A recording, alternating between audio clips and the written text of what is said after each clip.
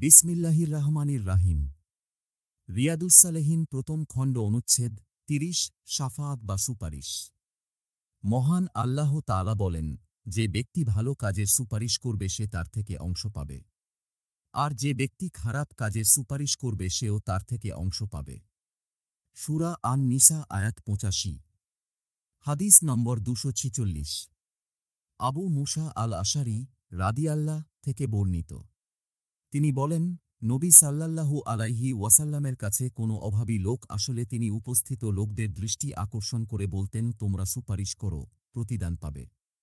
আল্লাহ যা পছন্দ করেন তা তাঁর নবীর মুখ দিয়ে প্রকাশ করান। ইমাম বুখারী ও ইমাম মুসলিম হাদিসটি বর্ণনা করেছেন।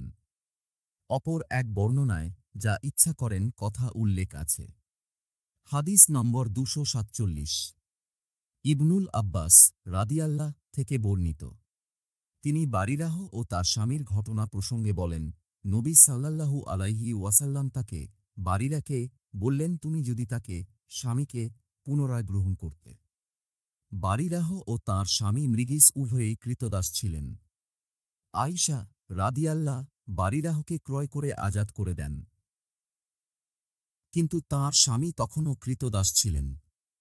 ফলে বারিরাহ বিবাহ বন্ধন ছিন্ন করার অধিকার লাভ করেন এবং মুগিসকে পরিত্যাগ করার সিদ্ধান্ত নেন। কিন্তু বেচারা মুগিস ছিলেন তার প্রেমে পাগল।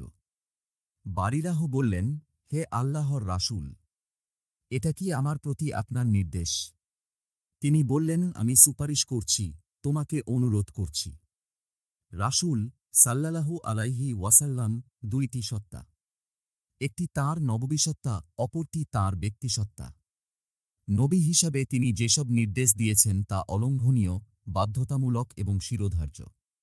এগুলো মেনে নেয়া বা নেয়ার ক্ষেত্রে ব্যক্তিগত বিবেচনার কোন স্থান নেই।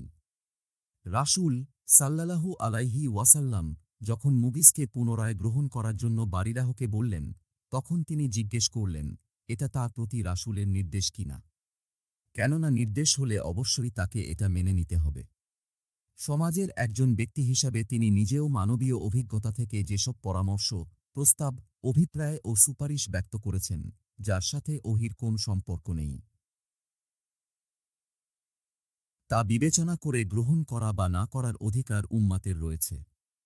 তাই ব্যক্তিগত প্রসঙ্গে মহানবী সাল্লাল্লাহু আলাইহি ওয়াসাল্লাম বলতেন, আমি তোমাদেরই মতো একজন মানুষ। স্বামীকে পুনরায় গ্রহণ করার জন্য বারিরাহর প্রতি রাসূল সাল্লাল্লাহু আলাইহি ওয়াসাল্লাম নির্দেশ ছিল না, ছিল ব্যক্তিগত অনুরোধ, যা বারিরাহ বিবেচনা করেননি। বারিরাহ বললেন, তাকে, স্বামীকে আমার প্রয়োজন নেই।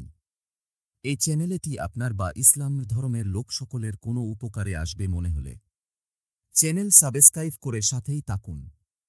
বেল বাটন অকে করে রাখুন পরবর্তী হাদিস পাওয়ার জন্য। কিন্তু আপনার মতামত জানাতে ভুলবেন না। আমাদের সাথে থাকার জন্য ধন্যবাদ।